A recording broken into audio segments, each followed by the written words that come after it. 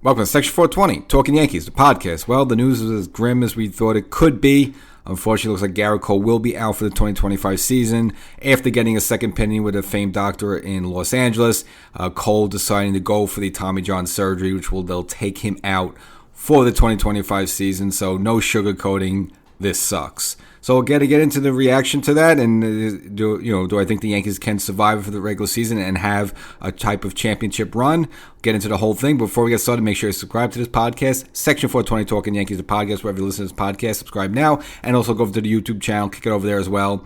Probably do an episode on that this week as well, so I want to keep an eye on that. So in order to get that episode, go to YouTube, subscribe to Section 420 Talkin Yankees, and get the content there as well. So last episode kind of mulled over both Cole and Stanton. Now I was a little bit wrong. I figured of the two of them, it would be announced first that Stanton would need surgery because listing his elbow situation in both there as severe, and I figured Gerrit Cole would really try to drag this out a little bit, maybe get more than the second opinion, but went right to the second opinion, and they revealed it again Monday the 10th that he will undergo Tommy John surgery, which will take him out for the 2025 season.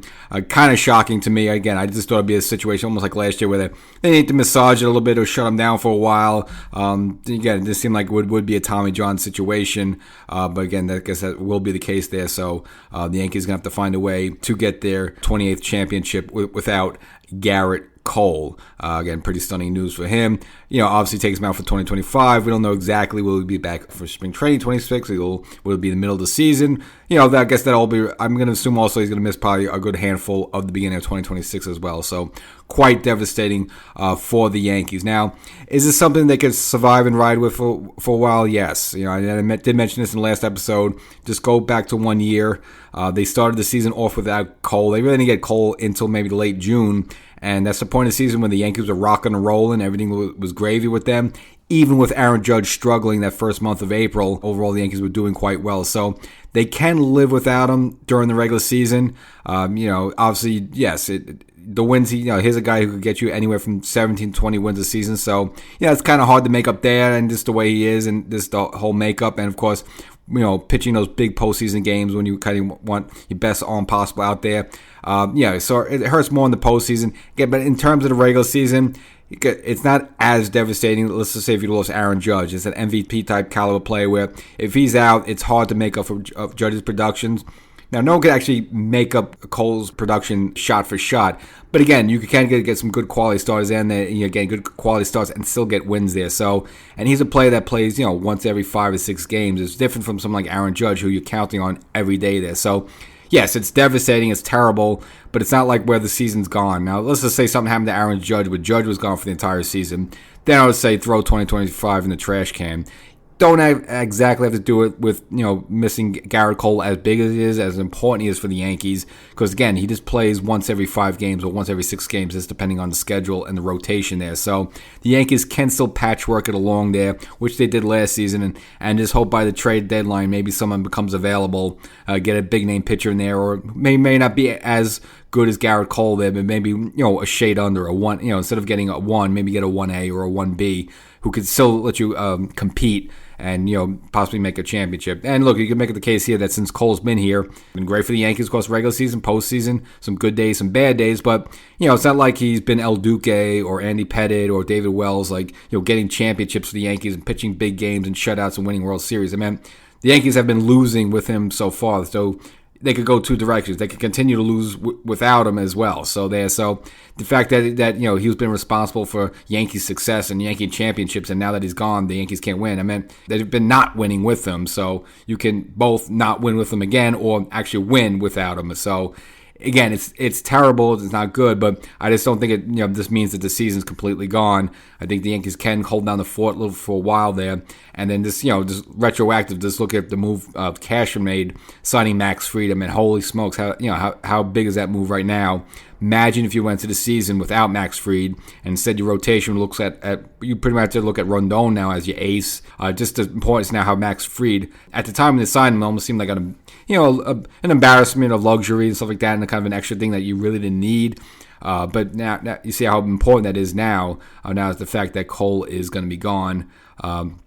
for the entire season, and you can almost slot Max Fried in probably now as your ace. I mean, obviously you can make the debate between that and Rendon, but probably right now you give the edge to Max Fried, and it doesn't really matter anyway. I mean, these guys pitch once every 5 games, and until only opening game just for all the hoopla of it. But after that, it really doesn't matter where someone's slotted in. But again, how important was for Cashman to sign Max Fried there? Just softens the blow a little bit. Versus going into the season without him. And I know Fried has had his injury issues as well there, so maybe at some point he's going to have some dealing with some stuff there. But again, at least you have the security blanket of Max Fried in the rotation. And again, everyone kind of moves up. And I kind of mentioned this last time, this whole thing really puts the fire out of the whole Stroman situation. Again, unless he's absolutely terrible, which he hasn't really been that great this spring, you at least have Stroman to start the season in the rotation. And, Clark Schmidt, still has to get up to speed. Again, he got a late start to spring just with his bad back there, but he's someone you're looking for in the rotation there. And then after that, it could be a competition. Again, one of them could be Will Warren, who's been throwing the ball over well this spring. You got Carlos Carrasco, again, the veteran who the Yankees brought in here. Now, again, he's kind of a little long in the tooth and again, not have a good season last at all there. So unless he has some renaissance, and again, he's in his late 30s there, so I don't know what you're going to get out of Carrasco, but he's an arm too. That'll be thrown into the mix. Gerrit Cole, his whole career, he's been able to avoid Tommy John, but it's just one of those things that at some point seems to come to you. And again, that's why a lot of players like to get it when they're in the minors, just to sort of get it over with. But Cole's been avoiding it, and maybe it's something where he should have gotten it last season. He just kind of maybe still pushed it off and was able to squeeze another season out. But I guess whatever the discomfort was at a point where he finally has to get it, and that will be that. Now he's at age 34 right now, so now you're looking at a guy coming back, mid-30s. He's still going to be a hard thrower there, but, does it take a little bit off his fastball? Or we've seen guys even have a little bit more velocity when he comes back. So, but it's still, obviously, your body tissue and everything, it's hard to recover a little bit in your mid-30s versus when a lot of these guys like to get it in the minors when they're 21, 22. Obviously, you recover much better, when you're 12 years younger there. So he's going to have to see if Cole can come back. I think he would. He's a tough guy there. He's kind of a burly guy there. He's not one of these like fragile types. So, I think he'll be okay. But obviously, kind of shocking news. And maybe it's kind of like we all saw it coming, but it's just like until you actually see it and believe it, you still, hold your breath that maybe there's some chance it wouldn't have happened. Again, the first opinion he got originally was told that he would need it. Again, he flew out to Los Angeles to get a second opinion, and I guess this doctor's like the best of the best known for that. So I guess he also recommended it as well. And I guess the procedure is going to happen in Los Angeles. I guess that's where this doctor's based out of. So that is that. So again, not really good news for the Yankees, but I still think. That all being said, losing a big arm like that, they could still compete in there. I would still put them as the probably still the best team in the American League East, where they could at least stay on the top there. And then he's got to hope maybe by the trade deadline, Cashman could pull a rabbit out of his hat. They're probably gonna have to overpay for someone, but find an ace somewhere, or find maybe a second starter there, just to bring in a quality arm. And you're also rolling the dice, hoping Luis Gil comes back whenever he's supposed to come back, and it'll be just as good there. But you look at your top 3 is Fried, Rendon, and Luis Gil. Really hard to gauge, how good he would be. Can he be a big boy and really take that next step? Then it's still asking a lot for him. I know he was the Rookie of the Year last year, but you still need that third guy that you could really, be sure about. I mean, I think you could be sure about Max Fried. I think you could be sure about Rendon. But you still kind of need one more guy. I don't know if Luis Gil's at that point yet where you could sort of depend on him, and even someone like Schmidt or Stroman, those almost seem like the type of pitchers that if they would pitch a postseason game, could maybe at best give you 4 to 5 innings. Not that it's not something a real, could really give you some length there. So, and again, I don't want to get too ahead of ourselves a little bit, but you at least need 3 strong studs when you're going into the postseason there. As for the regular season, you can hold down the fort, kind of mixing and matching, bringing in a Will Warren for a start here or something like that, or bring in this person here, make a trade there. So for the regular season, again, it's not good. I mean, again, Gerrit Cole's a Cy Young award-winning type of pitcher there. So, and usually gets around 17, 18, 19 wins for the season. So that's not easy to make up there. But at least for the regular season, you still can be successful, get wins,